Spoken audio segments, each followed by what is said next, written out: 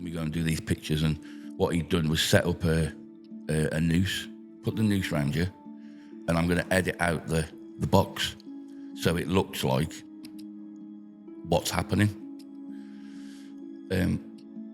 So she did that. She stood on the box, and then he booted the box, and he hung her.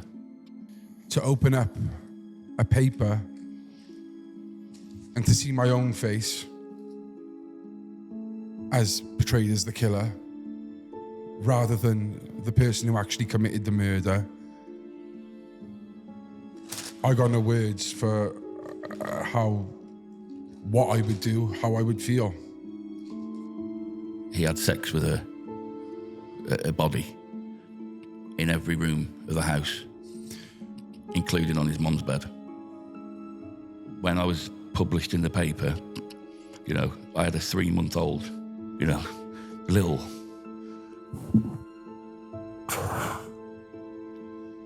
It's okay, man. I was just fucking terrified that, like, some, like, nutcase was going to do something to her. And, you know, to this day, the first thing I see in the morning, first thing I think of in the morning is this, and the last thing at night is this. The past 10 years has been consumed by Jamie Reynolds.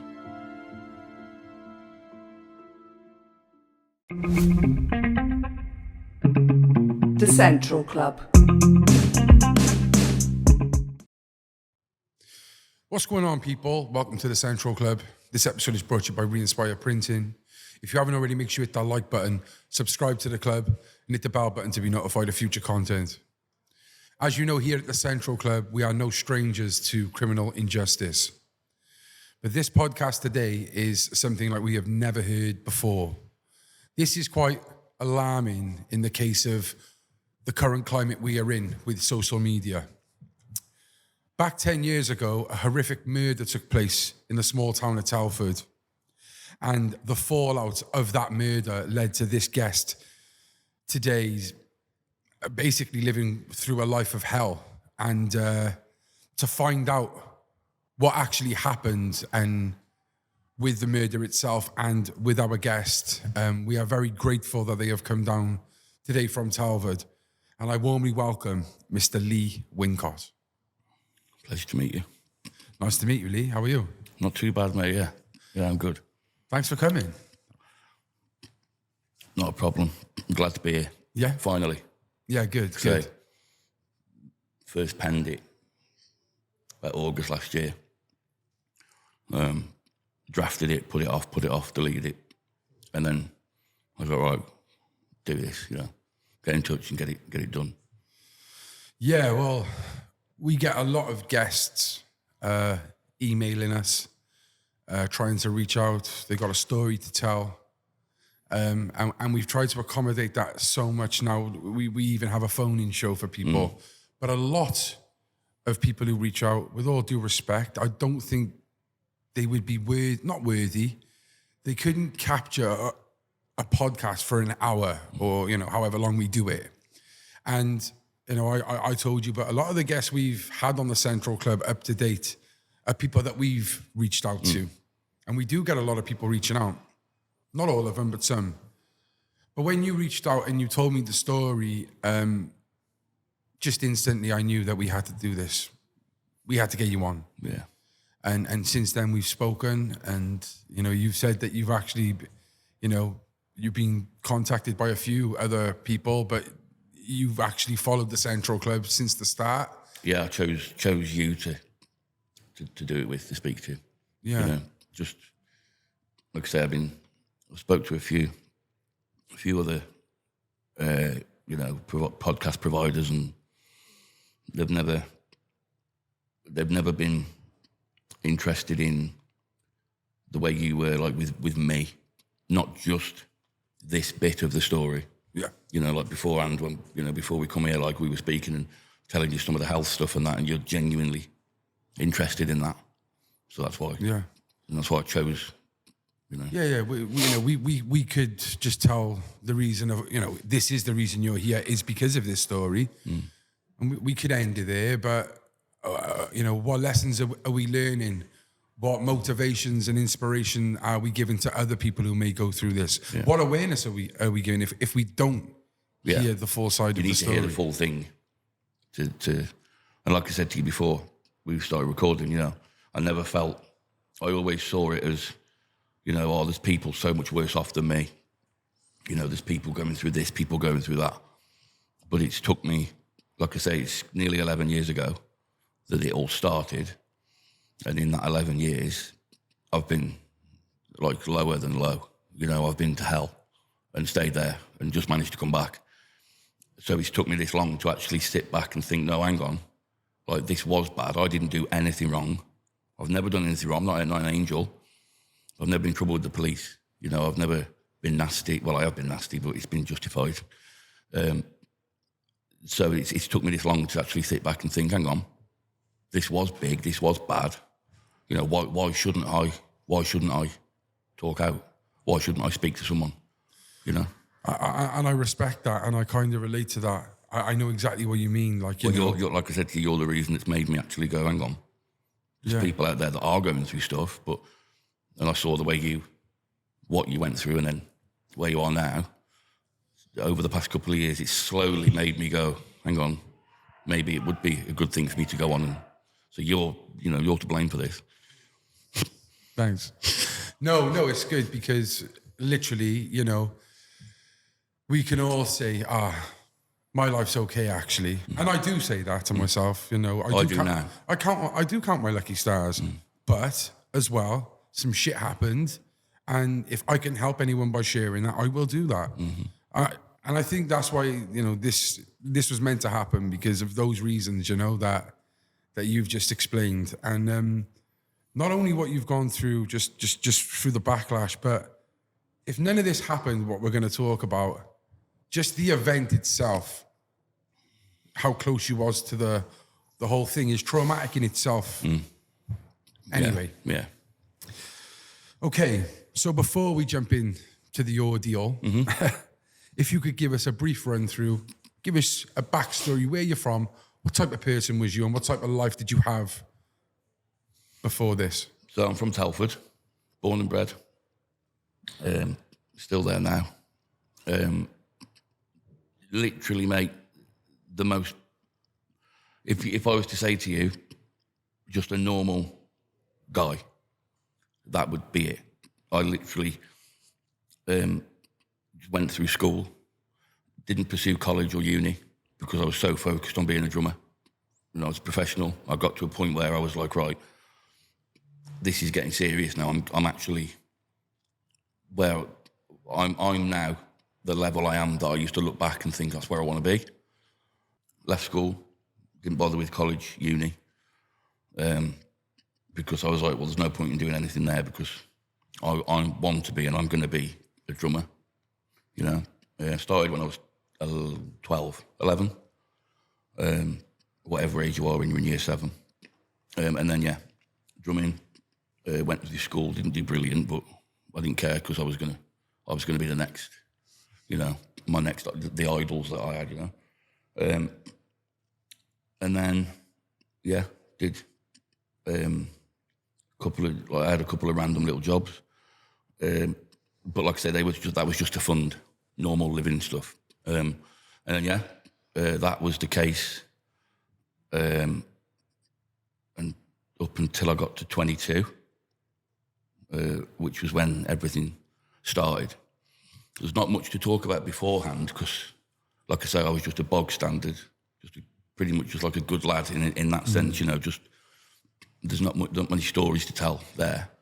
And then, like I say, it was when I got to 21 or 22 when everything started going, So you was 21 when this happened, yes? 22. Okay. I think we should just set up the story because I have got questions about this time. You're saying there's not much to talk about, but I think in hindsight, to relation to this. So this was a big murder that happened in Telford. It hit the papers. It rocked. It's massive, yeah. Rocked the area. The girl involved, we're just gonna, mention her by her initials, just out of respect of family and friends, people who know her, yourself. We're gonna call her G. Do you want to just set us the story? Tell us what happened. Yeah. So it was 26th of May, 2013. Do you want me to start now, or do you want me to give you a brief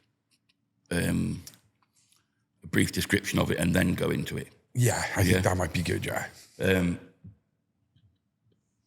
Yeah. Basically, what happened was this guy in Telford, Jamie Reynolds. As I say, we'll get, when we get into it, I'll elaborate more. But ultimately, what happened was he murdered this girl in Telford, G. And I've said this before. I've said this description before to people, and they've sort of gone, what do you mean? When I say a bog standard murder, what I mean by that, you get into a punch-up at the pub and someone throws a lucky or unlucky punch and they end up passing out, hitting their head, dying. That's classed as murder. This was like off-the-charts murder. This was like sadistic, evil. I can't think of I can't think of a word that covers it. And ultimately, first off, what he did, what it caused her family was just, again, I can't think of a word to describe it. And then following on from that, that's something I've always been mindful of, regardless of what's happened here. I've always been so mindful of her family, because it is just utterly heartbreaking. Like there's no other word for it. And like I said, the fallout. That's what happened. That's the base sort of story. What he did was murdered her in the most evil way, and then the fallout from that is what has happened. That's what I've come. Yeah. So this guy was your mate? Yeah. Very well, best mate. And you were brought into this story through being his mate, through being like his, at times I've been his rock. There's times, over the years, there's been times where I've been, and I'm not blowing my own trumpet, but I'm a good mate. I'm a good lad. That's something I've only recently come to realise. But again, you just worded it right. Hindsight. So yeah, he was my mate. My best mate. I was his best mate. And yeah. You were in a band together, is that correct? No, we weren't in a band together. Okay. But we may as well have been. He used to come. So not only did we go to gigs together, but he used to come with me. Most of the people I was in a band with were from the area. There was a couple of times I was in a band with a bunch of cracking lads from Coventry. So he didn't know them, but he knew me. So he'd come with me. He'd be maybe my roadie, like he'd carry stuff, or he'd be the one to take pictures, take videos, So we weren't in a band together as such. He weren't a musician, but. But he was in. How long did you know this chap, Jamie? So at the time, when I was 22, I would have known him for 17 years. Wow. Knew him from, it was, I don't know what it's called. I asked my mum Primary school. The other day. No, it's before that. It's not reception, but like... Infants, nursery. I think reception, nursery, that sort of thing. And then we went to every school together, and we were in every class together. We just happened to be in every class together, Yeah. Wow, that's mad. And ultimately, because of this murder, because of your relationship, obviously, with this man, when this hit the media, this is what happened. Yeah, because of him. So do you want to tell people what happened? So as I said before, he did what he did in the May 2013. And then about 6 months later, roughly, when it went to trial, he originally pleaded not guilty, and then the day of the trial beginning, he pleaded guilty. So the next day, that was, I believe, the 2nd of December. The following day, all the news companies, the news channels, all the newspapers released. It was like that day's big news. Well, that week's big news, but that specific day, the 3rd of December, was when I opened. Well, I was told, basically, don't piss around now. You need to go and get this paper. By a mutual friend of ours, he rang me and said, "You need to see it." And I said, I've heard enough today," thinking he was talking. You need to see what he's done. You need to see this. Yeah. And I said, I don't want to see it anymore. I've heard enough. That was traumatic in itself, just being, and then it was when I went from work and I walked into the Tesco, picked up the paper in question, and then opened it to page 4.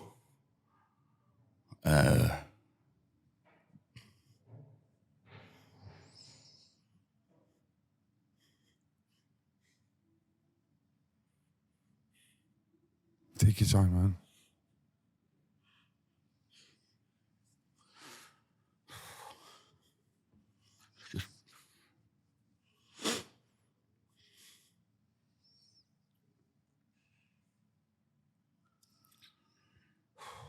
Sorry, pal. That's okay, mate. And Shall I show the people? yeah. So, just imagine this, yeah? Let's just set this up for people. Imagine this. Someone you grew up with all your life, ends up committing a horrific crime, which we will go into. And, I'd be traumatized anyway, the fact that my mate had done that. All sorts of emotions would be going through my head, definitely. But to then, know that the media has covered this, and to then open a paper and to see my own face as portrayed as the killer, rather than the person who actually committed the murder. I got no words for what I would do, how I would feel. Can you shed some light on it? Initially, what happened, and I sort of hope this lady's watching, because I still feel awful about it. I walked into Tesco, opened the paper, and opened it, and at first I genuinely thought I thought someone else was in the shop playing a prank on me. So I open it up, and obviously it's on the left-hand page, so I was sort of like, and it did take me a few seconds to think, hang on, that's me. And then I was like, no, someone's playing a prank on me here. Someone's pissing around, So I opened every other paper. There was about 30. It was just one, I thought it was the top like paper. A dodgy lottery ticket. Yeah, and I thought someone was filming, hiding behind like the meal deals. And they were like, oh, he's going to open the paper in a minute, watch what happens. I mean, that in itself, if that was the case, that's sick. But obviously I opened the rest, it was like 30 other papers, and I looked and I thought, shit, And this woman, I threw up instantly. Like it hit me like someone punched me in the stomach. Yeah. Like barf, just everywhere. And this woman come up to me and she went, are you all right? And I gritted my teeth and just said, fuck off. Like she was nothing, And like I say, I doubt she's watching, but if she is, I sort of apologise for that. And that must have been like a bit of a mad, because she wouldn't have realised what had just happened anyway. So I went, paid for the paper, got back in the car, and then as I got back in the car, the door was still open. I threw up again because I thought, hang on a minute, like I genuinely, this isn't just a figure of speech. I did not know what to do. I didn't know where to look. I didn't know what to think. You know, not only as me best mate, you know, this guy that I used to know. That's how I like to put it. I used to know this guy. Not only has this just happened, and I'm coming to thinking, what's he done? What's going on? Now this. So from there, I drove. I can't remember, mate. To be honest, it was a bit of a blur. And I know I ended up at my dad's house. Rang him or my mum. One or the other rang my mum or dad. And I said, it was my mum. I remember ringing my mum. And she goes for walks a lot, and she was out walking at the time. I said, where are you? And she told me. I said, right, go into so-and-so shop, buy the Daily Mirror, speak to you later. Anyway, she rang me. I couldn't understand a word she was saying because she was crying that. Which, I mean, she knew already how much this was, the whole thing, what he'd done prior to this. Anyway, yeah, so we got to a point where I... And was everything public knowledge about what actually happened at this time? That day. So that day was the day. It's being described here, what he'd done. Yeah, because... So this was I think it was the 3rd. Yeah, 3rd of December. So up until the 3rd, it wasn't... It was... There was an idea of what he'd done, but the details as such, the depth of it... Okay. Was only as of this day. So you had the other thing of people reading what he'd done and then looking at that face. Okay. Maybe it would be wise maybe now to, let's say, what he done. Yeah. Again, it's a tough one for me to talk about as such. I'm not going to go into full detail. You know, that's not specifically what I'm here for as such. We spoke about this, but obviously, yeah, what's knowledge, what's fact, I'll say. He was, so what he did to G was, obviously I'll get into this side of it in a mo. What he'd done ultimately was, he'd hung her in his house, his parents' house, and then that's how he murdered her. And then after he'd murdered her, he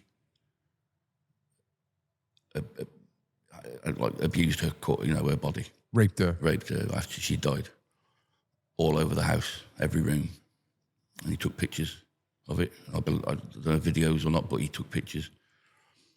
And yeah, that all turned out to be, again, and I normally hate doing this sort of thing, but it's fully, justified.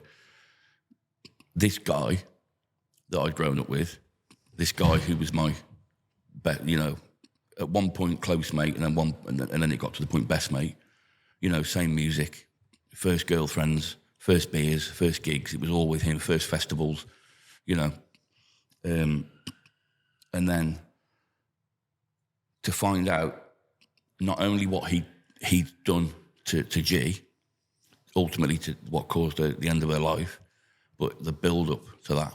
So bearing in mind we're 22 at the time, he'd been evil, sadistic for at least the previous 8 years. And the reason I say that is it was all, it's something that, you'd expect him to be keeping secret anyway, but to the level of how secret it was, to the level of what he was doing. This is where it's important for people to understand, because people watching this up to now are just like, well, obviously you knew this guy, you must have knew what he was like. I've had so many people question me, not question me, but stop me, or people I know. Sometimes there's been people I don't know who have said, how did you not know? How did you not know? And I'm like, well, This just shows what type of person he is, how well he can keep something. It was a huge part of his life that he'd kept. Yeah, and I, I don't want to keep talking about this part, but it's important too. Yeah. Obviously, your life, you were friends. There was obviously a circle of you who'd go out. The person he killed, did you know her as well? Yeah. You both knew of the person. Yeah, my brother introduced me to her. They were really good mates, and then he introduced me to her. Yeah. I think it was 2012, the year before, because they're very similar age, school year. I think there's a year or something between them. Yeah, so I met her through. Yeah. And just reading the article, so it says snuff movie fanatic throttled pal, took snaps of murder after she snubbed his love. So we were speaking beforehand, which again is important to talk about, is he had a secret hobby, the police said to you, and he asked you questions about. So this was early on. This was, at this point, when this was mentioned, what happened was she went missing. Well, the day it happened was the Sunday. Yeah, it was. It was a Sunday. It was bank holiday weekend in May 2013. So she actually died on the Sunday. Yeah, so just keep that. But she was reported missing, I believe, the day after. Or I think it was officially the Tuesday. Yeah, so bearing in mind she's already gone. She's already died. The reason she wasn't reported missing till then was purely because he was texting G's mom off her phone, telling her she was okay. And I can't remember. She's released a book, and she really, I mean, you've got to give it to her. She really lays everything out. I mean, they're broken, these people, and this book she's released, it goes into it on there, in there, sorry. But yeah, when she went, so the police rang me at 2:30 in the morning on the Tuesday. So that would have been the 28th of May. First thing they did was rang me. And anyone rings you off an unknown number at 2:30 in the morning, it's never going to be, it's rarely going to be, Camelot letting you know you've won the lottery, is it? And my brother had only passed his driving test about a month earlier. Okay. So instantly, as soon as I heard this is PC from Mallinsgate Police Station at 2:30 in the morning, I was, oh shit, what's happened? I was thinking, my brother, has he crashed? Has something happened? Anyway, they said to me on the phone, we believe, is this Mr. Wincott? I said, yeah. They said, we believe you're a very close friend to Jamie Reynolds. I said, yeah. Is everything okay? Why ringing me at 2:30 in the morning asking about a mate, what's happened? And she was like, she didn't answer any of that. She just said, do you know where he is? And I started giving her his address. Because obviously at this point I didn't completely, just a phone call off the police. It could be something wrong with him, and I know his family, well, obviously, so that was another thing that made me, something wrong. And I said, no, I started telling her his address. She went, no, we know his address. I said, all right. I said, well, in that case, then I don't know where he is. I said, that's it. And that was it. And I thought it was going to be, oh, okay, then cheers anyway. And she went, okay, well, if we've got reason to believe he's at yours, or you do know where he is, we'll turn up, we'll come to your house. And it basically, the conversation was longer, but it was basically, we will get in if we've got any reason to believe. Now, at this point, I'm absolutely cacking it. Have you spoken to him at all? No. Well, I spoke to him on Saturday, so the day before he actually did what he did. So the last time you spoke to him, yeah. Well, I think I'd spoke to him on the Sunday. Actually, I think I spoke to him on the day, but that morning. But messaging him was the same as like how I've been messaging you. It's just back and forth, back and forth. Might be a funny picture, might be a meme, might be a joke. It could be anything. And from like looking back now, do you think the last message was before or after what you done? It would have been before. Yeah, well, it was that morning. So it was that morning I last messaged him. But what he did was between 8 and half 8 that night, the police said it was between, because they knew, because the timestamps on the pictures, so they knew what time. So I hadn't spoke to him for a good, at least 8, 9 hours. But again, that's nothing normal. That's nothing out of the ordinary. You know what it's like with mates. You sometimes will go 3 days, 3 months without speaking to them. Some mates, you're messaging back and forth all the time. So they said, if we've got reason to believe you do know where he is or he's there. And I was like, he's not here. I don't know where he is. And I said, but I will ask you, if you don't mind. My partner at the time was pregnant with my daughter. And she was about 6 months pregnant. And I said, if you do need my help with anything, if I can help you with anything, can you just ring me? You don't need to come and, burst in or what. Because at this point, the way she'd worded it, I was thinking that what's going on, and obviously I didn't know what was going on. So it was all like a big cloud. And what was going through your head? I thought all I could think was the furthest I could think was that he'd maybe been in a car accident. There was no thought of ill will on his behalf, like he is... Absolutely not. Not a single... There was not an element of me that thought... No red flags. It wasn't like they rang me and I went, who's he at this time? There was nothing like that. Okay. We were a group of... We were, what you'd probably... Back then, we'd probably get called like grebos, What's that like then? That's like just like... like emos, is basically it? Basically emos. Yeah, moshers, rockers. Yeah.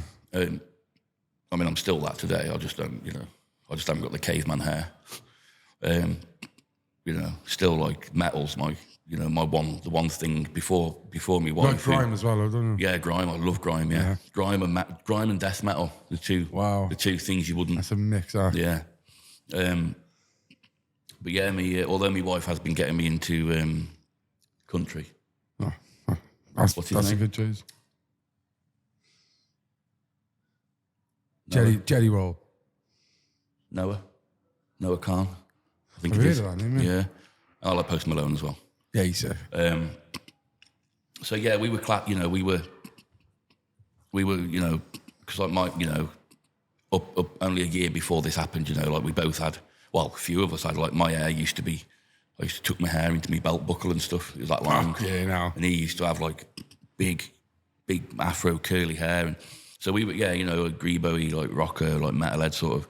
So we went in, the only crowd we were in was the music crowd. There was no trouble, never any trouble. The odd scuffle in the pub, if someone bumped into you, but literally no trouble. But it says he used to watch snuff films. Now, was he into that at that time, like openly? Not openly. No, God, no. No, he was, in fact, I used to say to him, he used to moan a lot about being single. I can't get a girlfriend. Why can't I get a girlfriend? And I used to say to him, you need to be a bit more outgoing.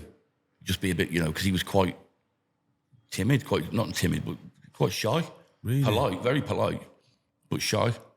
And I used to say, excuse me, I used to say, you need to, not so much get yourself out there more, because we were in pubs and in the scene and that. Well, when I'm looking at these photos here, he's not even a bad looking geezer. No, he's all right, good looking lad and funny. He's funny, polite. He used to call my dad Mr. Wincott. He'd call him Dave. He used to call him Mr. Wincott, and he's like, what are you doing that for, you dick? Like, call him Dave and call him Mr. Wincott. But it was a politeness thing. Yeah, I miss yeah. And that sort of wore off over the years, but it started off, that's how he was. And so nothing, absolutely nothing. And then, so that night then, I was awake. Alarm went off for work, like 7. I was wide awake while my alarm went off, just because obviously all I'm thinking now is what's happened. And then the next day, I was at work, I got there, and I'd been there about half an hour, and I put the radio on, and it was Radio 1, and it was the main news story. And it was, how it goes, something like West Mercia police are appealing for witnesses or information about a guy they're seeking from Telford on suspicion of kidnap. Obviously, straight away, I was like, well, that's obviously what this is about. And then I couldn't even move from the radio. The police rang straight away. Like, it was unknown number, so I knew. And it was a chap this time. I can't remember if he was PC or DC something. Really nice guy. And he was like, oh, you know, we believe you're, you know, Lee, blah, blah, blah. I said, yeah. And he goes, he asked me a couple of bits, like, do you know where he is? Because at this point, he's missing. Unbeknownst to me, so was G. Yeah. It was only till later that day I found out that G was missing as well. Obviously, that changed things. But he said something to me which even, not so much to this day, because now I know why, but he said something completely like, he goes, what can you tell me about Jamie's photography hobby? And I was like, well, he's shit at it. Like, the pictures he takes on his phone, if they're not blurry, you know, he's cropped your head out or something. Like, he's not a photographer. That's, you know, I used to get him to do our gig photography. He hasn't got my full length of hair. Oh, no. He's like, yeah, he's like, you know, he's like missed an arm off or something. It's like, well, that's a shit picture. Cheers for that. But no, he was, you know, and I told the policeman that, and I said it how it is. I've always been, you know. And he said, all right, okay, thank you for that then. And that was sort of it. So he went, but obviously then I'm starting going, hang on, what this doesn't... They ring me asking where he is. I've heard that he's just on suspicion of kidnap, and now they're asking me about his photography hobby. Literally, you can't connect the dots. Trust me, I've tried. Wild, like. You cannot, yeah. So it was... that was sort of it. And obviously, any time I asked the police what was going on, it was, inquiries. And then it stayed the same. Next day, I'd had multiple calls from the police, every time asking me, can you tell me, do you know if he's got a car? Do you know where his car is? All this sort of stuff. And all I knew at the time was the car, because he was into like modding cars, you know. And all I knew is he did have a car, a Golf, I think it was, and it was in a garage, but one of them, like a council rented one away from the house. Mm.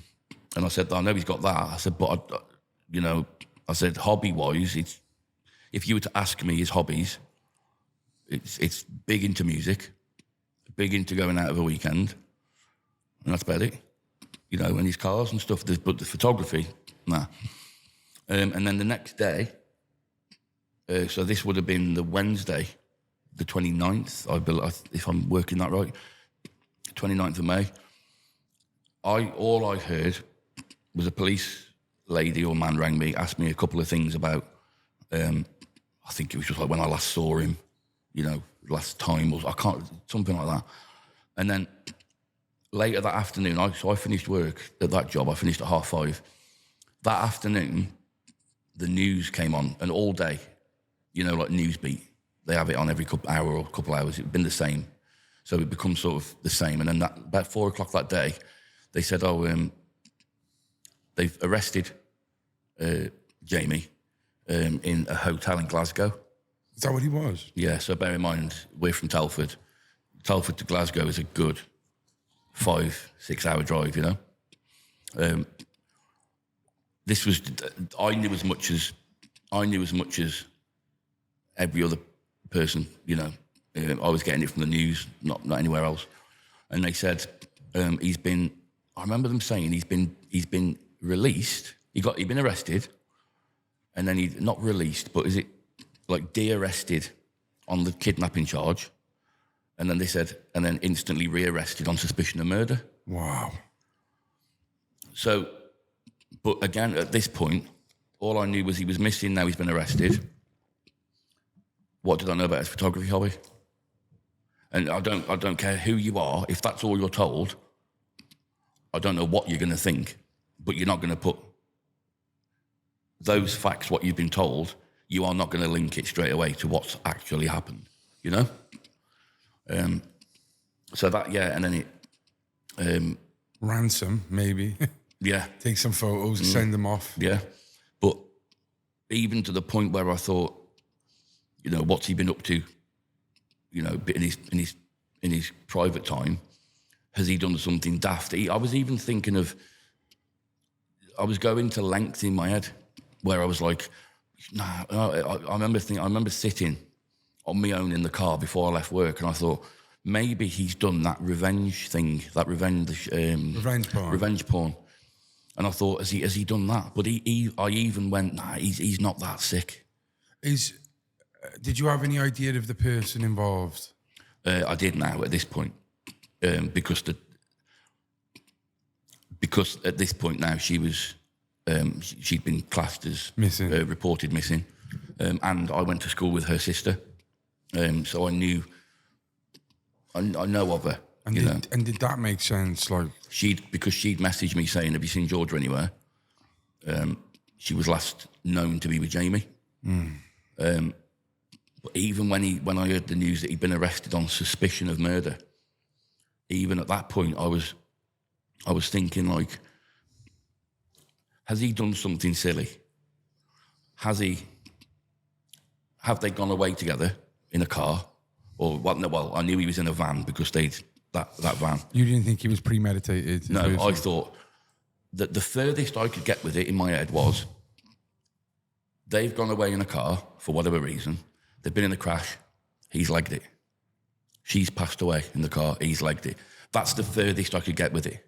I wasn't going, as he hit her.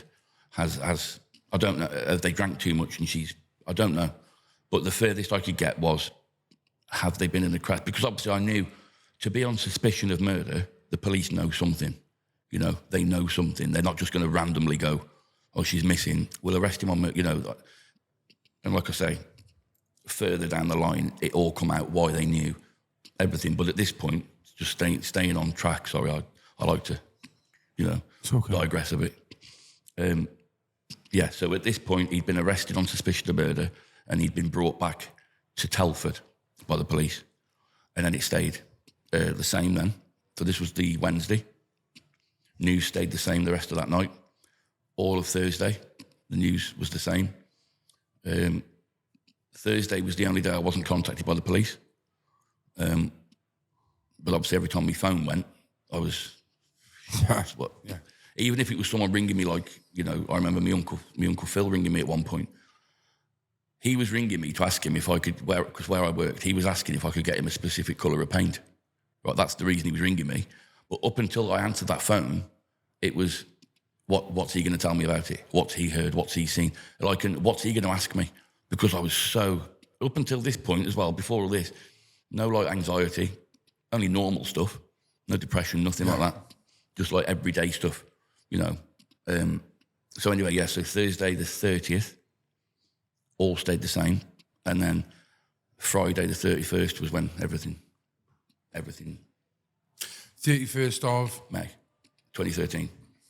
That's when, so the incident with the paper was December that year at the trial.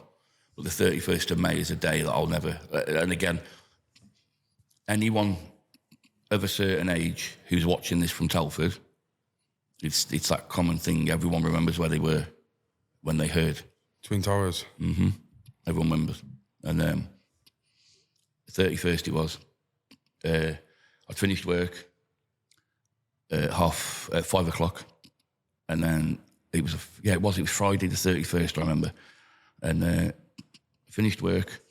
The drive from where I worked to my dad's house in Wellington at the time was like 15 minutes, 10 minutes on a good day. That day I drove past Wellington police station. So Wellington is where I'm from, is where G was from, and it's where Jamie was from. So it's only a small place, That day, I was driving from work to my dad's, and I drove past Wellington police station.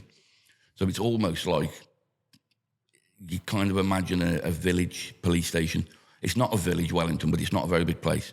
Drove past this police station, and I could not help but notice the swarms of, the vans with the radars on, the press, and the swarms of reporters. And it was just that gut feeling. It was like something's not right here. They wouldn't just be camping outside the police. Anyway, I got to my dad's house, which is literally yards from the, 200-yard walk from the police station. I got there and my dad said to me, he was like, sit down. And he was like, the police are about to do not a conference, but a statement. Yeah. And it was a random time. It was like, I remember it was something like 5:43. So I knew it wasn't the news, because that's 6, 7, 8. This was a random time. And stood there and this policeman walks out the station and you can hear all the cameras snapping, getting pictures of him, and he's got some paper in his hand. And he started off by saying, I wanted to thank anyone who's rang in with anything, or I wanted for people we spoke to for cooperation. And then I've never, even with stuff that's happened since, I've never felt this sensation when he started off by saying, we can confirm that we've charged Jamie Reynolds with the murder. And then, so that was like bang. It was like, my God, they've charged him. They've got something. And they followed up by saying, we can also confirm that this afternoon we found the body of G. Well, he didn't say that. He said, we found a body in Wrexham, the Nanty Garth Pass. Where did he bury the body? He didn't. He like left her naked in the stream. Just absolutely zero, less than zero respect. Not even an ounce of. So they said they found someone matching a description, and they said something like, early indications suggest that it's linked. When the police say that, it's just legal, that they can't say it is her.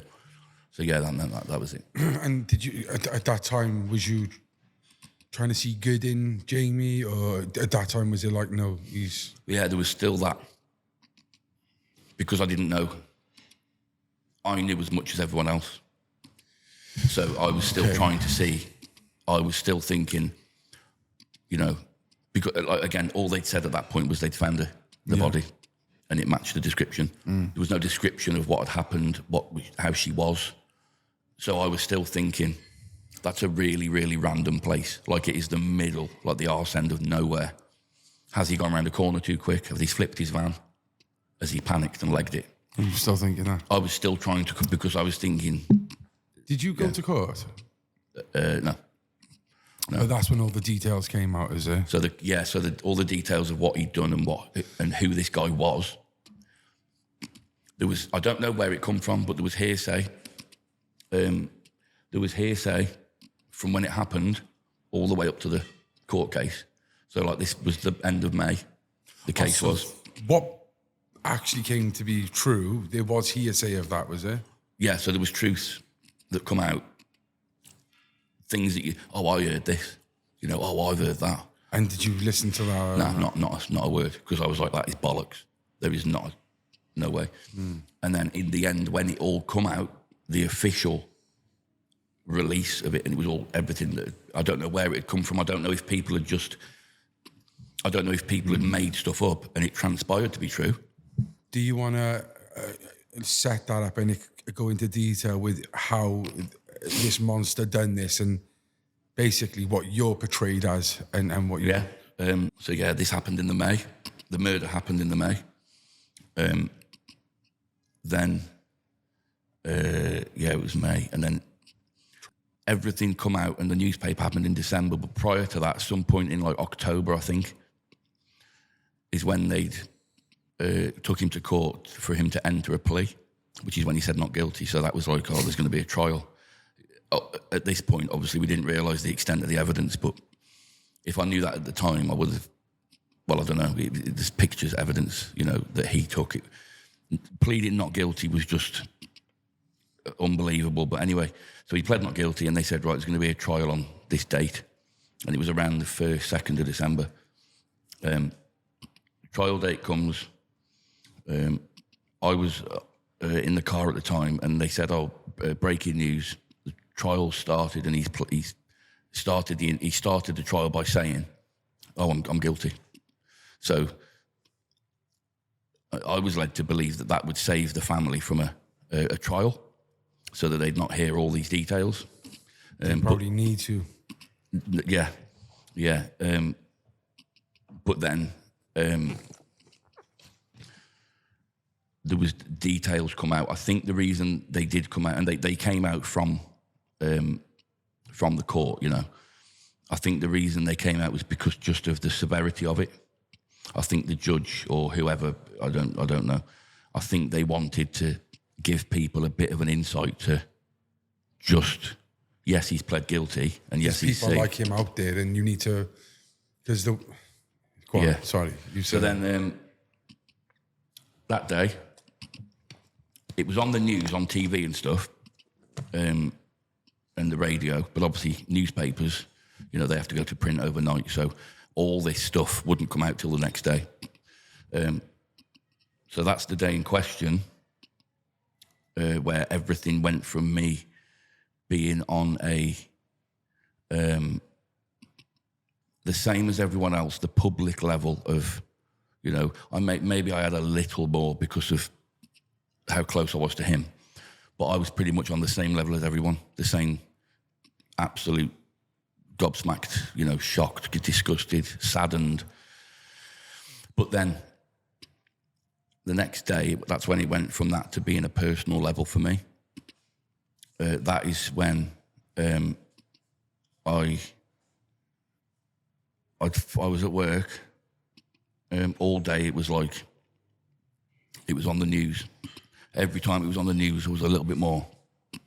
And every time it was, you know, like social media was a nightmare at the time because most of the people I'm friends with are from Telford.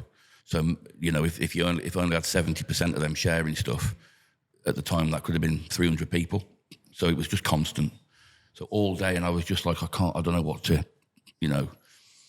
It was that sort of thing of like trying to accept it now and thinking, right, this is real, this is what happened. Anyway, I got a phone call just before I left work off a mutual friend. He was a lad who was in our friend group. And he said, didn't say hello, nothing. He was just like, and this was a guy who was normally quite, you know, all right, Lee, how you doing? Blah, blah, blah. But there was none of that. I said, all right, I won't name him, but he said, all right. I said to him, sorry, all right, mate, you know. I said, daft question, but how you doing? Because obviously this was as bad as it was to me, it was to him as well. And he was like, have you seen? And I said, yeah, I've seen enough, I don't want to see any more. And he goes, have you read have you seen this paper? I said, mate, I'm not interested. More so papers, I'm not interested because they're, you know. And he said, look, he goes, for your own good, you need to read. You need to see this paper. So I was like, what's he on about? So I just thought, right, just go. So anyway, I drove on the way home from work. I stopped off at Tesco, went in,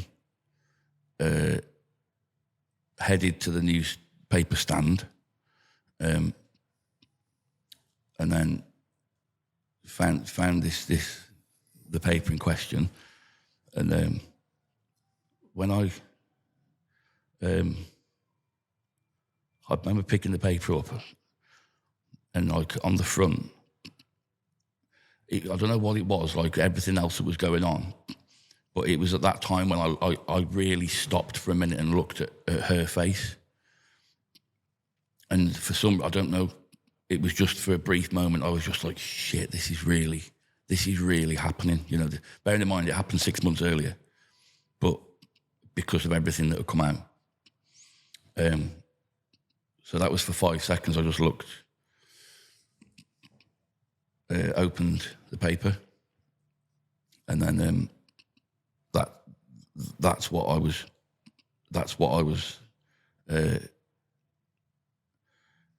I didn't know what to expect. I didn't know what I was opening it for. I just knew that there was apparently something of interest to me. Again, I can't tell you now what I thought it may have been. But at this time, you didn't even know what he actually done, yeah? Basically, I'd heard bits throughout this day. Yeah, okay. But I'd switched off to it. So you found out that you're in the paper and what he actually done on the same day? At the same moment in time. So yeah, I opened the paper.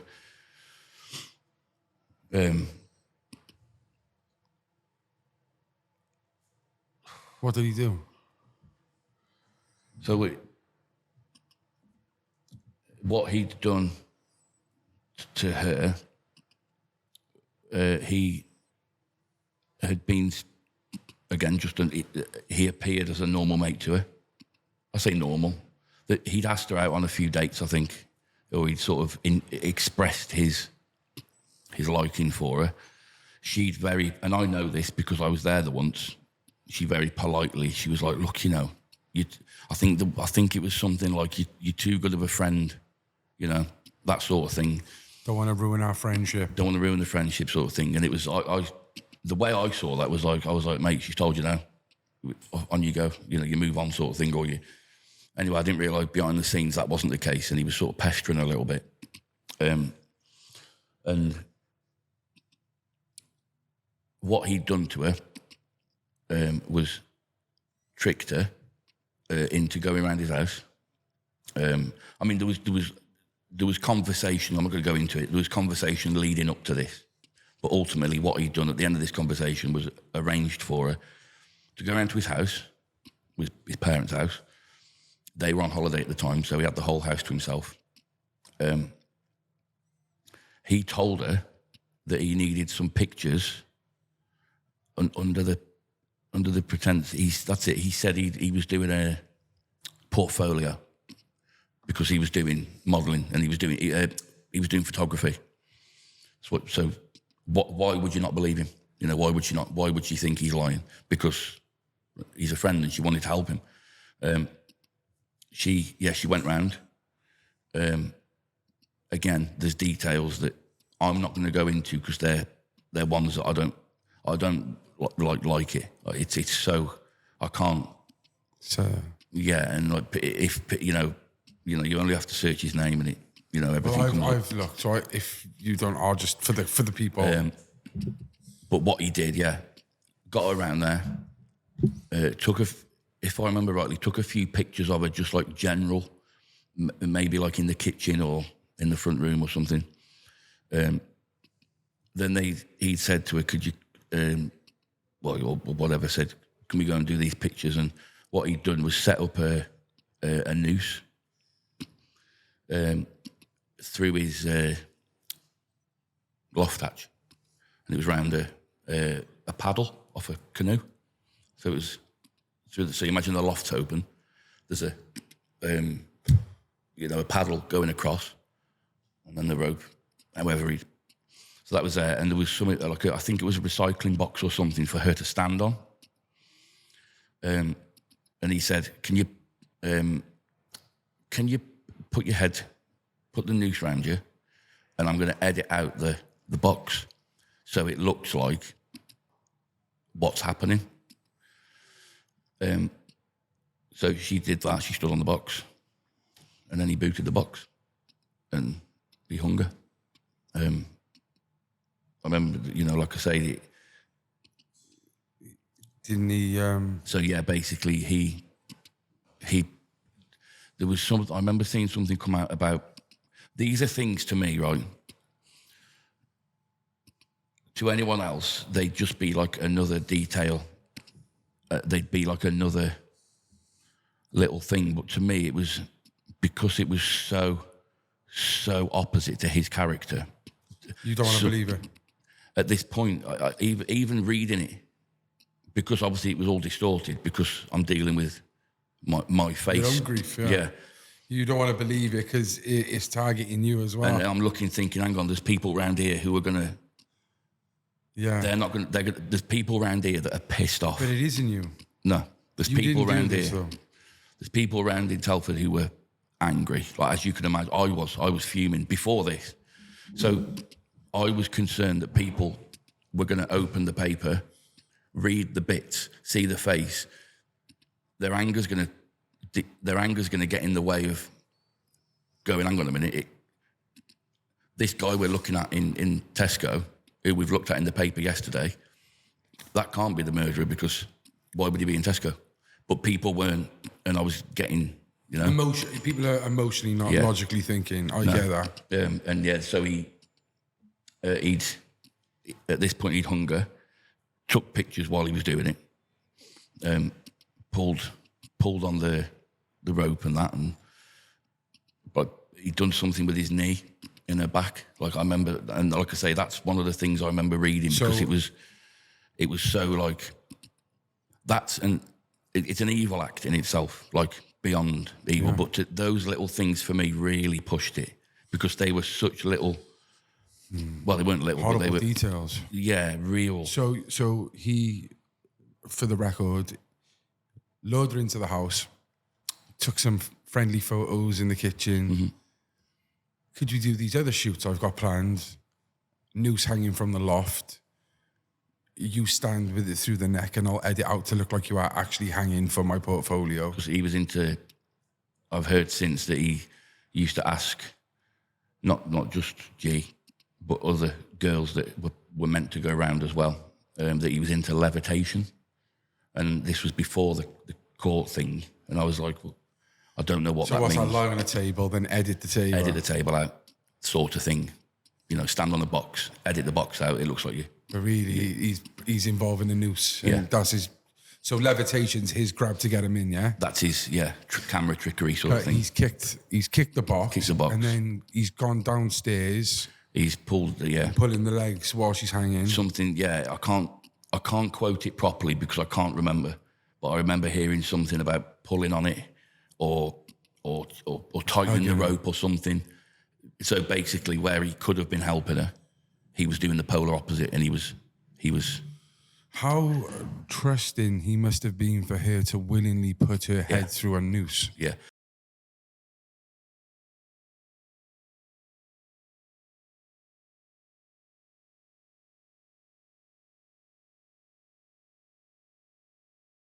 This is something me and my wife have. Well, maybe this is where your wife could quickly interject on this because it's unbelievable. But you were actually friends with G, and you've got together since. Yeah, we didn't know each other at the time. It's like a mad positive outcome from it. You were friends with him. You were friends with her. So you two are kind of living on in that. But what type of person was she? Was she very naive? Like, what was it? I wouldn't say it was, I wouldn't call her naive at all. It sounds quite cliche as people say this all the time, but she literally lit a room up. There is not a person in this world that she would not get on with. She was just literally the perfect person for anyone to be friends with, and she would do anything to help anybody, and even if that made her feel uncomfortable, because she was, quote, helping a friend, she would have done it. She was a yes girl. She was a yes man. She was a people pleaser. Saw the good in people. If she could help, she would. And I got that.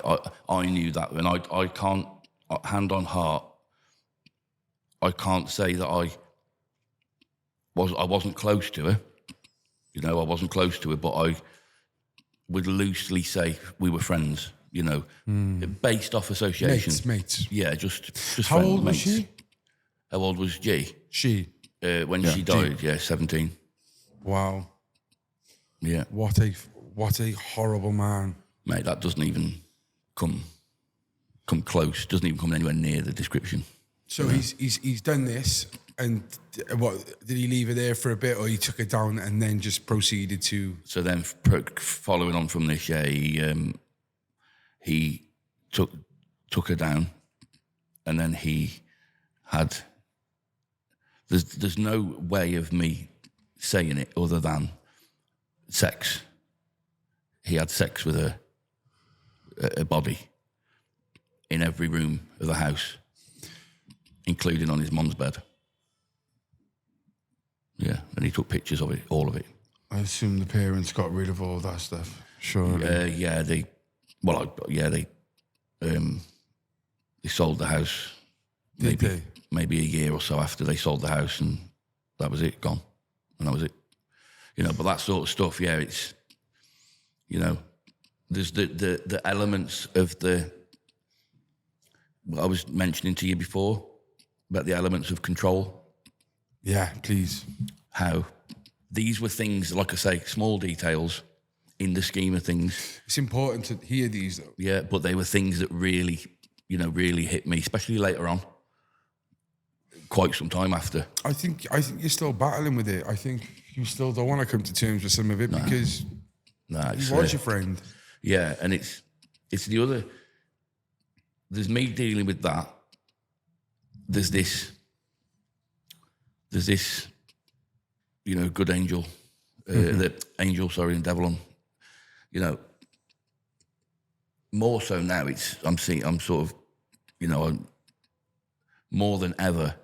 Now I'm seeing the full extent of it, and that's why it's took me this long to really, because I've not opened myself up to it. I've sort of bounced it off me.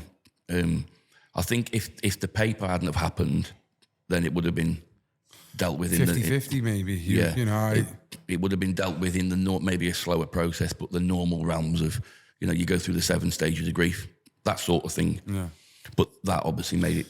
So what was the form of control? What did he do prior? He'd asked her. And after? Yeah, he'd asked her a couple of weeks earlier to go to the cinema with him. This is just one example. She'd said no, just not. I don't want to, whether she didn't like the film or whether she didn't want to go with him or whatever reason. He murdered her, did what he did to her body, put her in his stepdad's van, and then drove to a cinema somewhere with her in the van, left her body in the van, went and watched the film that he had asked her to go and watch with him. Yeah. And I remember seeing when it all come out, I remember seeing CCTV footage that they released of him at a petrol station. And this was just before he went to the cinema. And the van is in this CCTV footage, and seeing the van and knowing that she was in there, it was just like I could bawl my eyes out now, even just talking and thinking about it. But it's that, I don't know, it's still to this day disbelief. Do you think there's any significance to dropping her off in the middle of Wrexham? No, Did he have any ties there? No. I know you're not far from Wales, are you, in Shropshire? No, not really, no, just over the border. But there's no significance that I know of, but I do certainly think it was a place he'd researched. Because not maybe researched, but I think he'd looked well for somewhere, because she was well. Do you think he was trying to get away with this? Yeah. He would have gone on to kill more. Really? 100%. Yeah, he would have come back, and I don't know how. Well, so you are coming to terms with them, because if you're now accepting that he probably would have became a serial killer. Yeah. Now there's stuff. When it all come out, so when we knew the full extent of everything, then I can't remember who it was who said, but the judge repeated it and said, you will be in prison, full life order. You are not getting out ever, which still isn't. Personally, it's not enough. Well, we could talk about that in a second, but they had said, you will remain a huge danger to women the rest of your life, and you were leading to be a serial killer. You were going to be a serial killer, And now, again, I don't know. No one knows what brought them to that. There's a reason they said that. They know stuff. I do know that there was more girls than just Georgia who were going to go around to do. So obviously girls have come out and said he tried. Well, it was when she went missing, I think, and when it come out that, and girls, local girls, I know most of them. Most of them have done a bit of modelling. Just general modelling. And they've all of these girls that have come out, Christ, there was about 6 of them that didn't even know each other. They've been contacted by him. And he said the same sort of thing to all of them. And Is it a certain demographic, like a certain profile to these girls? yeah, well, you come and help me with portfolio. I'm a No, but was it like, you have a type? Oh yeah, he did. Yeah, he was. Yeah, he had redhead. He had a massive thing for redheads. But again, up until this happened, I've got a type. You've got a type. Most people have a type. Most people have a type. You know, we always saw it as a bit of a. He always made it known. You know, redheads are mine. You know, I love a redhead. That's as far as it went. Didn't realise it was a morbid obsession with them. You know, he was watching snuff films with redheads. It wasn't. You know, we always saw it. We saw it as like jokey as such. You know, if we were like our local, well, it's gone now, but our old pub. You know, if we were in there and the redhead walked in, it was the running joke. Oh, there you go, Jamie. There's one for you. You know. So that was something else that when it happened, I felt absolutely. And what would he say to stuff like that? Would he just shut up, or was no? He just laugh with it. He'd be like, "Oh yeah, you know." So it fucking hope so. Yeah, it was always just banter, just jokes. And was he a morbid character? Like, was he always? No, you just no, really think. What do you think? I've never met him. But what you were led to believe and what you heard was that he was. he was never a character that was enough of a character that was brought up in conversation. Yeah. If that makes sense. Yeah, I get you. One of them ones. It's always the quiet ones, isn't it? That's, mate, no truer word spoken. So, has he tried contacting you? No, never. Never No, tried writing a letter or... No, I think there's. Well, I don't know how it works. Again, like I say, I've never with prisons and stuff. I don't know how. Have you ever wanted to speak to him, just to ask him? At the first, yeah. At first, I wanted to sort of say, well. At first, I wanted to ask like just why, why, you know. Yeah. But then it got to a point where I thought, well, hang on, asking why isn't going to do much. You know, he's not, because I'd heard of what he'd said in court. He couldn't remember what he'd done. He heard voices, all this bollocks, all this. So I thought he's going to give me the same. He's going to, I don't know what I did, you know. So I admittedly, early days, very early days, there was still that element of disbelief, you know, and this is where the mental health thing comes into it.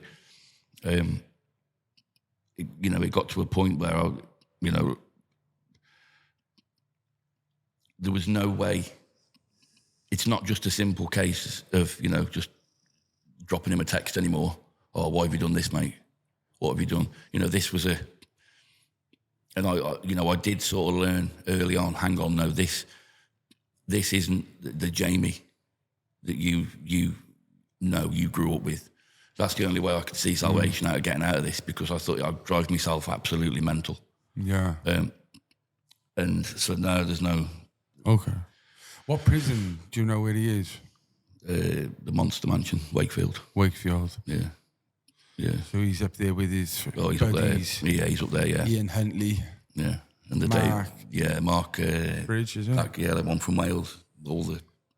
And to be the saddest thing about it is he gets to live with that fantasy for the rest of his life. Yeah, he's got what he can play it over and over again. Yeah, that's where I said earlier that a whole life tariff isn't enough. Yeah, you know, I understand that. Something that helped me massively through. No, not massively through it, but something that really helped me get clarity on what he'd done was, you know, I mentioned earlier that my ex-partner was pregnant with my daughter at the time. She was pregnant with my daughter Ava. In between the murder and the trial. So Ava was born in the August. And I would have ended up like this anyway. But having a child, especially a daughter, like watching what it's done to her parents is watching her dad when he, not so much anymore, but at the time when he was talking on TV, news interviews, there's been a couple of documentaries, you can see sometimes it's not just the tears. Like, you can see that man is just, I think the only word, it would be broken.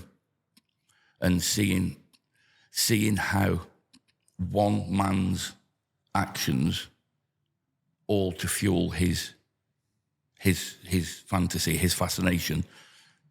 Look at what he's done. Look at the damage. He's not just took a random girl's life who had no family, and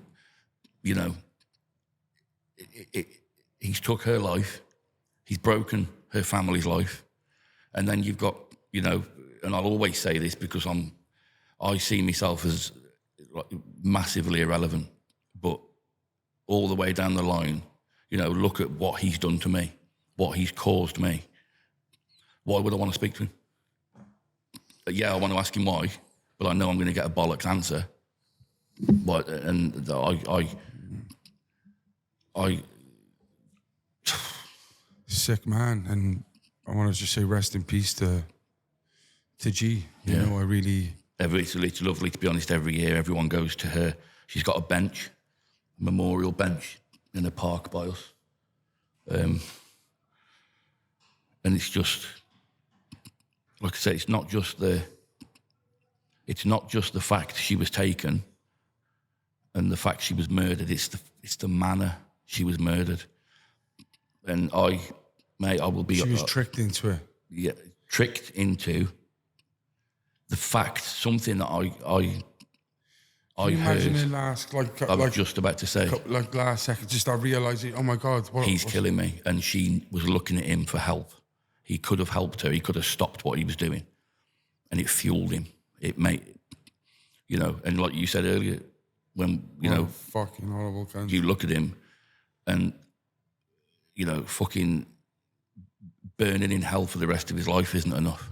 There's not enough that I can't think. Do you think that social media or snuff films have been around since the fucking 70s, but do you think that's what played a part in the snuff film thing, or do you think he would have done it anyway?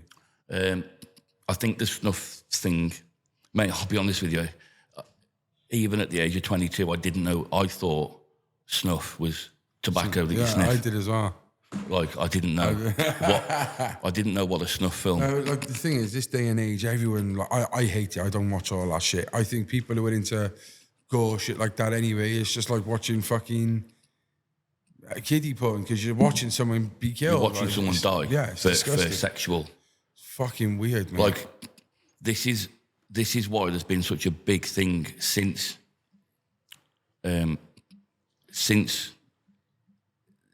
the murder happened, the trial happened, because it transpired that he was known to police and he was known to the mental health team. He was known prior to G's death because he tried. G was 2013, 6 years earlier. He'd exactly the same scenario, been speaking to a girl. The only difference was this wasn't through message, I don't think. I think it was in person. But he'd got a girl, same pretenses around his house. He'd had everything set up upstairs ready. So this is something he wanted to do for years, just waiting for the right time. He had everything set upstairs. And again, like I say, this is all stuff that... I'd like to know who that girl is, how the fuck she feels. I don't Imagine the know. haunting feeling of thinking if she said yeah. Well, she went round. She got in the house. And it worked out that she went in. Something freaked her out. Something made her think this isn't right. I don't know what that was. I think it was him locking the door behind her. So she screamed her way out, and she managed to get out. Mate, it doesn't work. It's not. That was reported. He can do it, like, anyone else could have thought it in, but it's as if his way of killing, he wanted it to be like walk him to the edge the whole way. Yeah. One of his things, I remember reading the court, when there's a trial or a sentencing, they release it's public. Yeah. If you read the court notes. And he wrote stories. One of them was called, I can't remember what it was called now, but it was about G. And what he wrote, this story that he wrote down, was exactly how he did what he did. Before or after? He wrote the story before.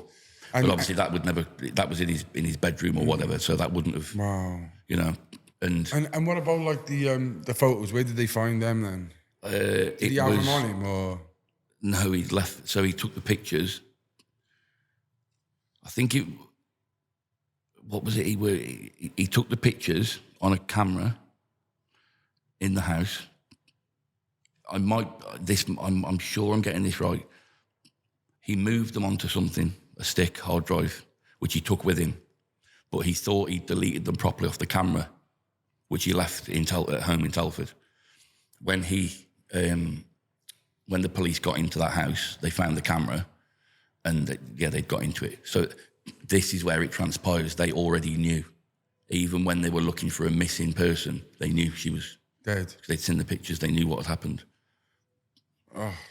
This is where it all comes back. Knowing that the police spoke to me on the phone, asking about his photography hobby. That's why they're asking me, because they knew she was already gone, and that's how they knew that she was gone. And it was him texting her mom. He'd memorised her password. On certain phones you do a shape, like not a number. He'd memorised the shape, and he was messaging her mom, pretending to be her. So she thought she was all well and good. For someone who was like, they weren't together, they were friends. She turned him down, but he still knew the fucking shape to her. This is the calculation. HTC phones, isn't it? Yeah, and Samsungs, I think. That's the level of calculation. That's the level of evil. That's the level of. Yeah, fucking pound his head in. Yeah, mate, I've done that fucking every day for the past 11 years, And to this day, the first thing I see in the morning, first thing I think of in the morning is this, and the last thing at night is this. Well, yeah, let's go away from the actual what happened, because it's important to talk about the aftermath, mate. Like, so this happens. You're in Tesco's, you spew up, you've got the details of what's going on. Yeah. So what's your first move? How do you try and fix this? Did you hope that, okay, this is this? Hopefully people who know me in Telford, they might not recognise that that's different, or... So it took me about an hour after I'd seen it, ground myself, just... got some advice off, I can't remember who it was, to ring a solicitor. First thing, ring solicitor. Did that. And because it was a case of what do I do next? She was like, right, it's like 7 o'clock at night now, come and see me in the morning. Don't do anything beforehand. And I said, what do you mean anything? And she was like, anything. Don't post anything on Facebook, Twitter, whatever. Don't contact them, the newspaper company, which I struggled not to do. So I contacted them. It was what it salted the wound a bit, because I rang them and I was like, right, you're going to shut up and you're going to listen to me. Told them my name. I said, you've posted a big story today in your paper. The picture that you've used, and all I had to say was the biggest one on page 4. Right, that's me. That's not Jamie Reynolds, that's me. To answer your question you asked me before, plain and simply, his Facebook account was still active. He'd uploaded that picture of me maybe 18 months earlier. It was a night out. It had been pouring down raining, and I was wearing a basic shirt, hence why the nasty-looking face. I was dripping wet, right? That didn't help me cause whatsoever, because look at my face. I looking at that, I thought you was at like you've just finished a concert and you're like, yeah. I am doing that under the... Oh, do you? Yeah. I can tell. That picture is a full-size picture of me. It's me standing up. But you can tell, like, from that photo, like... You can see what they've done. Yeah. You can see they've gone, oh... This one looks like he's pulling a nasty... Yeah. Because all the others, like, is smiling. Yeah, all of them are smiling. They're all, you know, that's his mugshot. That's the only reason he's not smiling. Yeah. You know, so she said to me, she went, I don't appreciate your tone. And I said, sorry, can you just repeat that? And she said, I don't appreciate your tone. If you carry on, I'll hang up on you. Please do. She did hang up on me. I think I rang back about 9 times before she, you know. She actually picked up again? Yeah. Well, I said to her, like, if you don't answer, I'm going to find a way of contacting you, because this needs to be fixed, like, now. I'm going against the word of my solicitor here, but put yourself in mind. Yeah, 100%. How could I wait till 10 o'clock the next morning? I don't know if there's How people... many shares are going to go, you know? How many people are going to come and petrol bomb my house because of this? You know? I've got everything. The sad thing about it is, mate, is it's on print. It's done. It's done. It's out. Mate, 2 million faces, 2 million copies have seen my face at this point. Yeah. You know? Never later, mind the online articles. Oh, yeah. Later, I found out actually it has to go through 8 people before it gets published for errors. They said, right, okay, yeah, we'll rectify it. We'll issue an apology in tomorrow's paper. So at this point, bearing in mind, I'm like, right, well, that's something for now. Next day, like, I think it must have been 5 minutes after the shop opened, my mum had gone, and she was like, I'm getting this copy, I'm getting this paper. Open the paper. It took us both half an hour to find the apology. It was that small. What's it? Sorry. Took us about half an hour to find the apology in the paper. It was that small. So, you know, you open a paper. Every paper's the same. Give us an example. Oh, you've got a paper here. Page 1, it was on. Was it on about the case again, was it? About this big. You are fucking kidding. What? And what? Was it? I wish you kept that. Was it like... There is a copy somewhere. It said, yesterday we published, didn't even mention the case, nothing. So, yeah, it said you would have yesterday, done that, innit? Yesterday we published a story with the face of the wrong guy. Oh, fucking... Which Yeah, which story? Which story? Which story, mate? What, Yeah. Like, what fucking story you want about? And then it said at the end, we apologise for the slight error. And you just said, for the people to understand, you said it was... Yeah, it was about sort of... that big there. Yeah, it was down near all their information where no one reads. Oh, mate, mate. That just insulted me. They should have invited you onto This Morning, Channel 4, ITV, BBC, front page of the paper, on their online articles, and then say, we'll give you a fee. Yeah, we're sincerely sorry for what we did. Mate, I'll be honest, it was an apology I wanted. Money wasn't... No. That's what they should have said to you. You shouldn't have thought of that. They should have give you that. And, you know, it's like I say, it's not... So that's what it was. That's all you had, was that? That was that, yeah. And then went to the solicitors. Was it just the one media? Yeah. Just the Daily Mirror, It was just the Mirror, yeah. And then, yeah, so it went through solicitors. My solicitors went for a few months. I had to go into the office at my job at the time. I had to speak to the manager and explain what had happened. That cost me my job because I worked on I'm not going to say the company, but I worked on a yard, builders merchants, very, very popular UK builders merchants. Worked on a yard, just forklift driver, bog standards, you know, just enough money for the rent and stuff and bills. Couldn't stay working there because he didn't want his customers thinking they were being served by a murderer.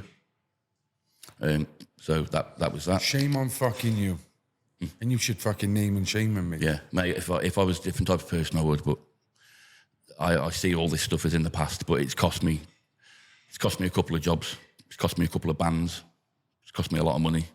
Bands. Bands, yeah. So I've been in some good bands, as in bands. music bands, yeah. Kicked out. Not kicked out, left allowed for in. no good reason. I've just been. I can't be in this band. I don't need to be in this band, and I've left. It's all stuff I look back now and think, you know. So, sort of wrapping it up as such. What followed then, you know, this would be another episode because there's story after story. But it was my health that followed then. So before we get on to that, what was your biggest fear when you first saw the photo? Being killed, being battered. But mostly it was, you know, I've got, at this point, when I was published in the paper, you know, I had a 3-month-old, you know, little...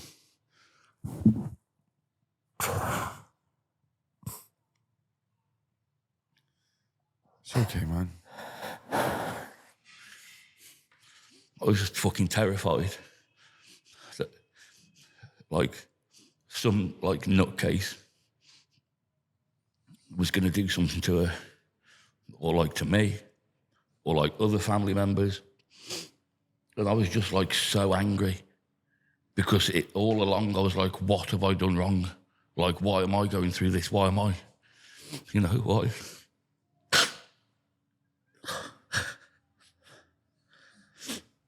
And like, It's okay, brother. Take a breather, man.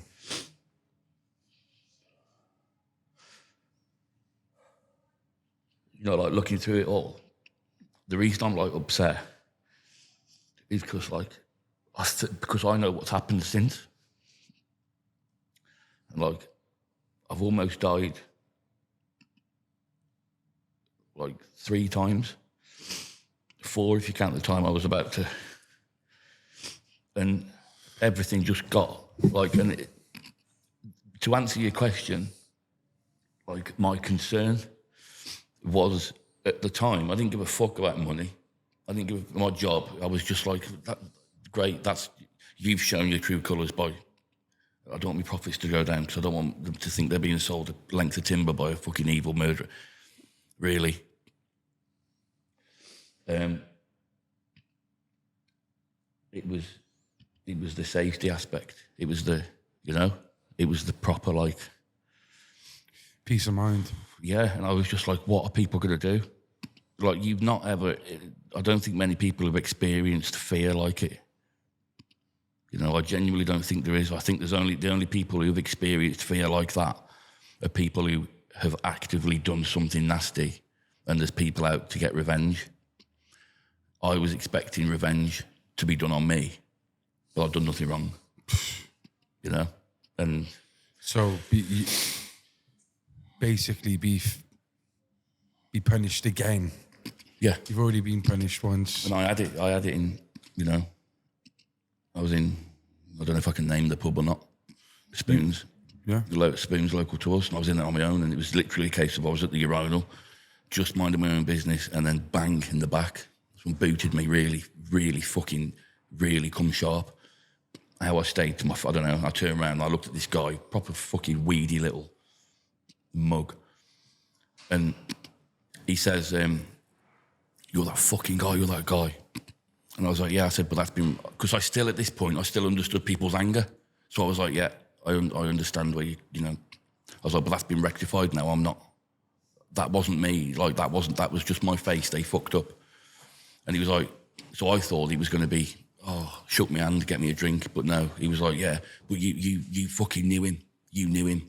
And I had a full scrap with him in the toilet, by the Spoons. You know, so I was thinking, if people can do, this was about 3 days after it happened. So I had months, years to come of what, if you've got someone out there who's a bit pissed off, a bit drunk, see me. That's why, you know, and that's why it's so, you know, I'm sweating now talking about it because it still terrifies me. You know, if I said to you in the car earlier, if someone says to me, where do I know you from? I'm like, shit. Hopefully it's going to be, I'm sure I used to work with you, or you know, because I used to be a bouncer, and, you know, oh, did you used to be that bouncer, or were you the drummer for that band? You know, and it's happened numerous times now where people have said, you were that mush who was in the paper, weren't you? You were that guy who was, and it's always, you were that guy mates with Jamie. That's the bit that Yeah, it's not, you're the guy who they got the wrong guy, you poor sod. yeah, and It's you never used that. to be mates with that guy. It's, you're mates with that Jamie, you were that guy, you know? And it just, and like I say, it got to a point recently where I was like, this is, Yeah, because even if it's the mistake they're saying, the way they could portray you there is either that is you, the killer, or you were part of a gang of fucking freaks and... yeah, you were mates with him. That's my crime, is it? Being mates with a guy. Why I wouldn't put me, you know, I wouldn't put that much friendship, that much trust, that much time into someone. I even had a 1% thought he's a wrong one. You know, when I say to you, I've said to people before, like, not a smidge of a thought there was anything, you know. Did you, after you said you wasn't looking for money, surely they did more than just that apology. Did you get any fight back with your legal team? It got to a point where they rang me and they were like, right, so they said, we've had correspondence from their team. You're not high on their list of priorities. The words my one said back to me were, because you're a nobody. And I said, what's that meant to mean? My job, I wasn't a celebrity.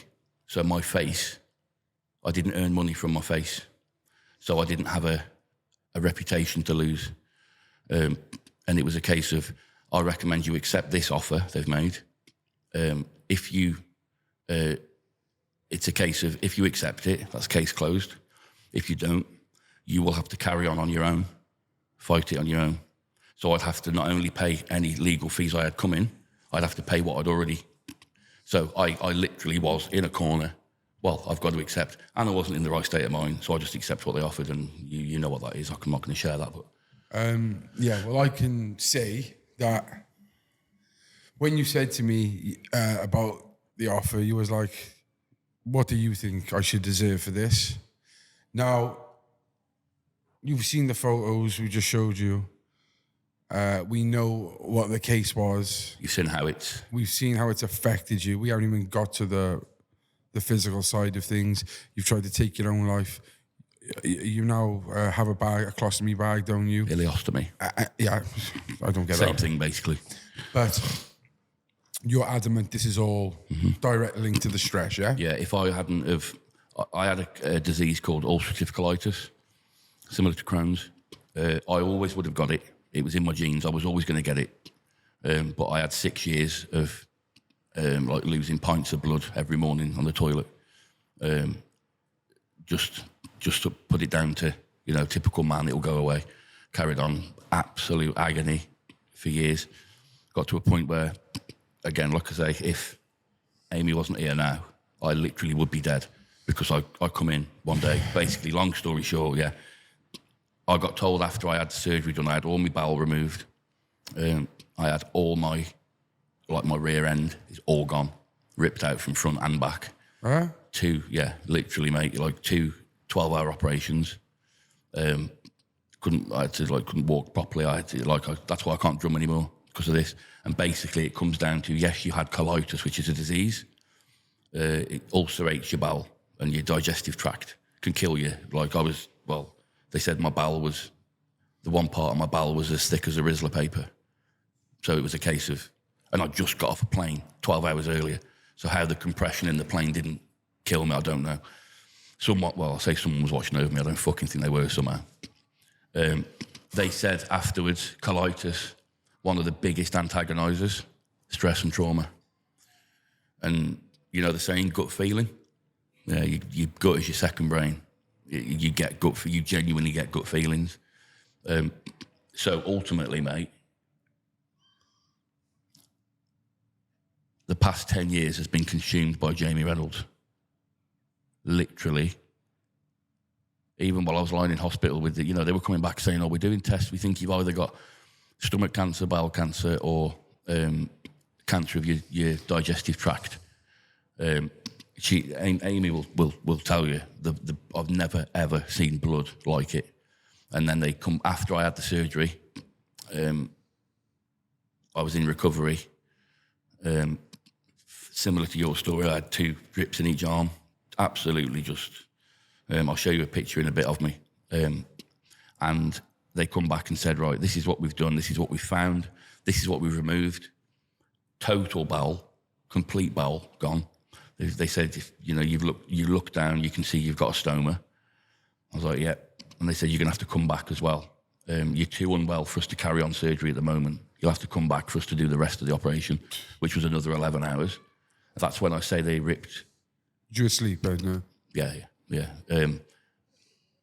Open me, like the scar I've got goes from right down here up to...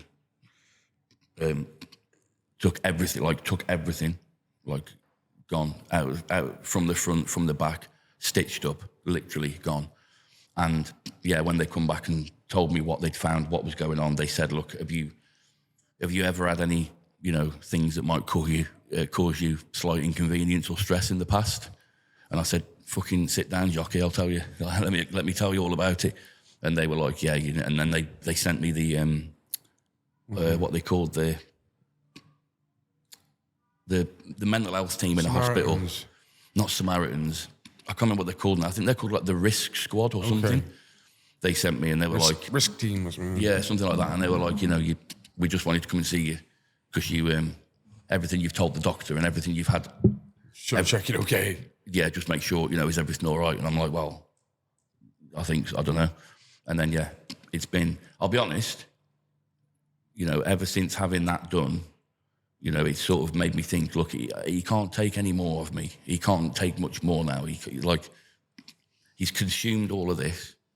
Like, he's taken, or he's certainly biggest part of it to blame. There's been a lot of up and down since I had the surgery, which was 2018. But, like I say, most of it is amazing. And it's... So saying all of that, saying all that you've gone through, I would say, personally,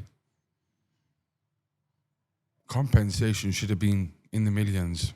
I would say hundreds of thousands, at least 500. What do you think? Yeah? What you did take, which I have seen, mate, honestly, I've learned a lot to I am so fucking... It's laughable, isn't it? It's... How can I equivalent here? What can I... If that's £1 million, yeah, you took... That bit there, I say. Yeah, that's about right. Maybe half it again, but yeah, that's about right. About that you did. Okay, if that's 500,000, you took that. Yeah. And like I said, didn't have a leg to stand on because I'm a nobody. Didn't have anything to lose. At the same time on my case... I'll tell you a little similar thing. Obviously, I've done a lot of paper stuff. I've had media, and this is what I mean about just nasty, really. They come to me twice. Mirror, I think Star... I've done a few, but two of them were on shoplifting.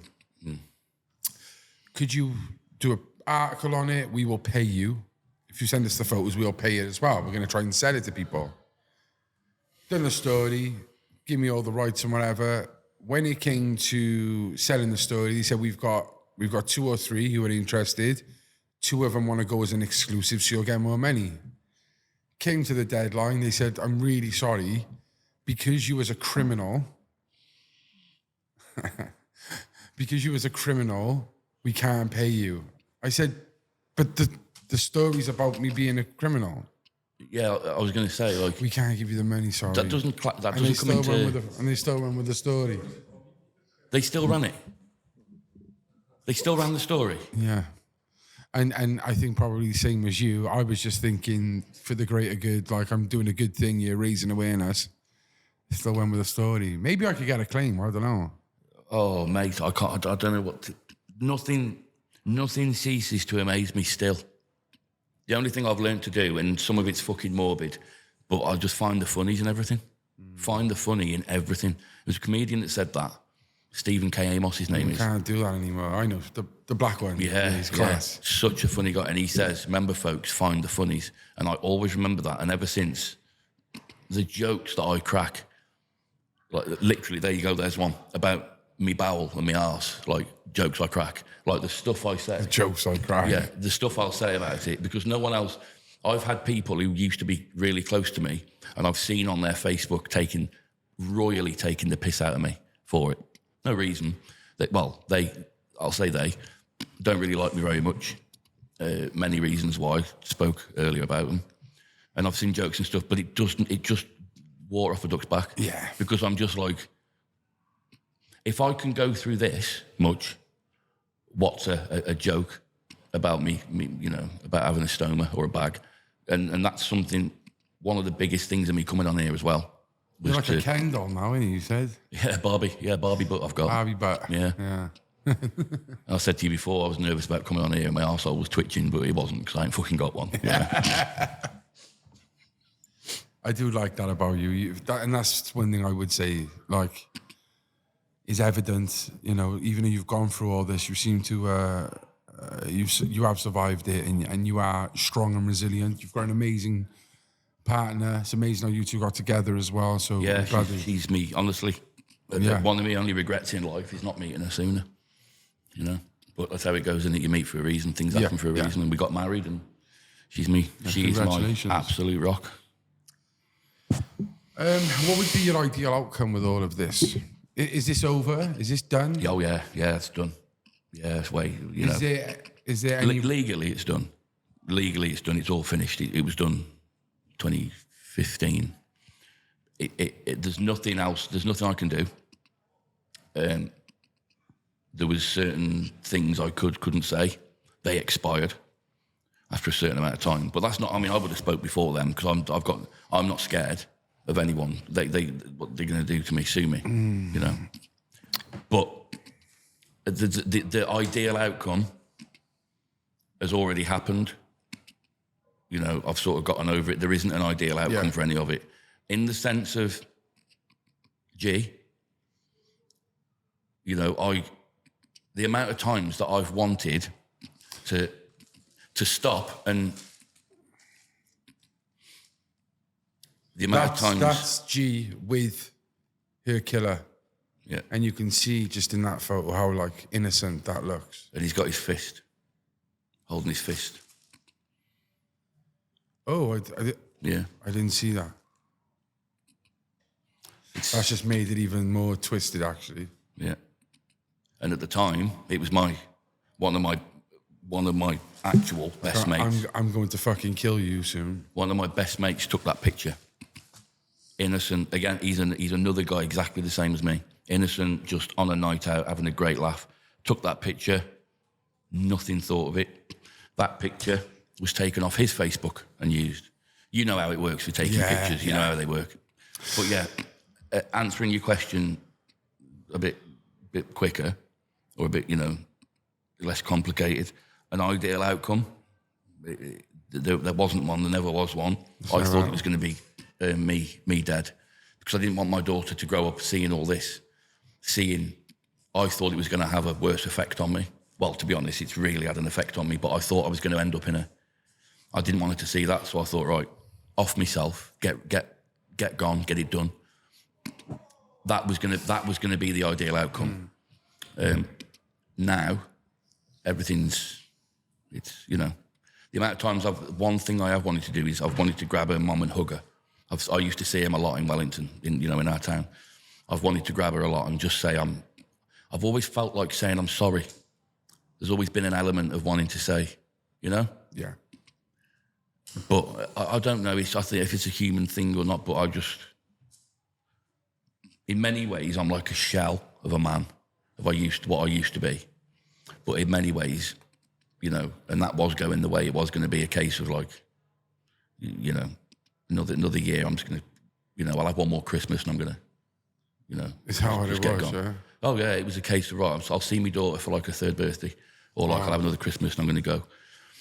But then it got to a point where I was like, it's him. He's doing this. He's done all this. He's causing all this. And yeah, it took a long time. Like it's 11 years ago now, and it's only been the past 6-8 months that I really have. I've always talked about it. I've always been one to talk. To be fair, I used to bottle up a bit, but more recently, it's been. I really wanted to talk, so that's why you come in. You know. Well, it's been a pleasure. Yeah, It's been a real I've loved pleasure. it, mate. You're a gentleman. Yeah. No, honestly, gentleman. mate. It's like, thank you for coming, mate. Honestly, in again dreadful circumstances, you are an inspiration, mate. I open it in unintentionally. You're a top guy. You're a Yeah. top guy, mate. I think you know where this goes now. Yeah. The same way we do with all our guests. We would, if you could possibly leave us a message to the people out there, if anyone going through a struggle, if you just want to give a message of, you know, to learn from this. Just it's cliche. Don't give up. Like don't whatever it is. But whether you're going through a shitty breakup with a girlfriend, or you're going through something a lot more severe, you know, two of the biggest ones I'd say. Don't ever give up. No matter you need to hit rock bottom to realise if that happens, it happens. But also when it comes to health, something that I've wanted to.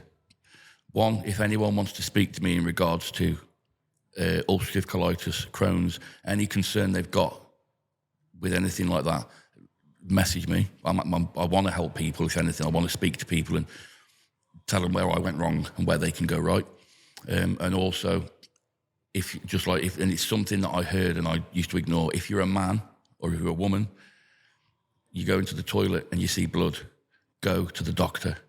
That just something that I actually did and was fobbed off. That's my message. It's sort of a wacky one, but that's what I wanted. I want to just don't ever give up. If they're going through shit, just fucking just knuckle down. Just get through it. You will get through it. And on the health side, if anyone wants to speak about any Going concerns, through shit in this blood. if you're going through shit and there's blood, doctor. If you're going through shit in life, just a doctor if you need to. There's no shame in. That's something I've learned. There's no shame in going. You know, especially you know yourself as a man.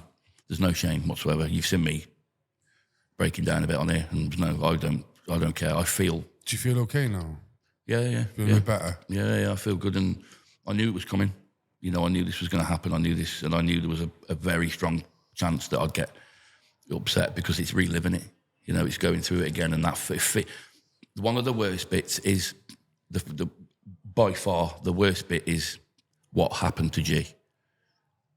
And then secondly is that I get them feelings that come back when I relive it. Yeah. And it's something that I don't really relive much because when we talk about it, I'm always talking about how I'm progressing, you know, like, I'm not thinking about it as much, or I didn't have as many nightmares last night, or, you know, that's how we speak about it. Because you have to remember, out of all this, as much as he used to be a guy that I knew and used to be best mates with, you know, my wife now of 5 years was also very close friends to the victim. So I'm going through both of it, feeling it for the victim and feeling that shame of being associated with him. And then she's got that going on. But it is what it is, mate. It is what it is, and there's no, like I say. Well, thank you for coming on and sharing that story. I'm pleasure. really glad you came onto the Central Club to do it. I think you've done it justice. I hope he, gets what he deserves. Rest in peace to G and her family. I wish,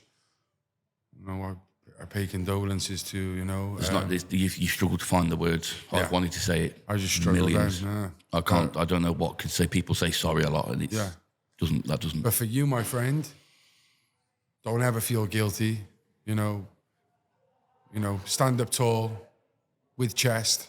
I'm 6'4", Be so proud. Yeah, no, be proud of who you are, man. I can I am tell you're now. not a wrong. You're I am not now. a wrong un, mate. You're not a wrong un.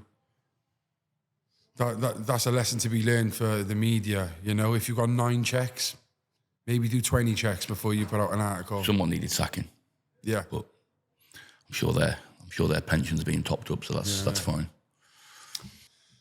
Guys, I hope you enjoyed this podcast. If you do, please hit the like button, leave a comment. If you want to get hold of Lee somehow, if you just comment on the comments, I'm sure you'll reply. Mm-hmm. Yeah? Is there any yeah. other way you can get out? I'm on Twitter and Instagram. Instagram now. What is it? Twitter is just Lee Wincott. Instagram is Lee Wincott _.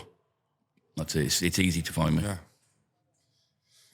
You've gone through a lot of shit. There's a lot of people can take from that who are going through similar things. So. If one person watches it and goes, fuck, if he can get through that, I can get through this. Exactly. That's mint. That is more than any money, any apology ever means. That, you know. Thank you so much. Mate, it's my pleasure.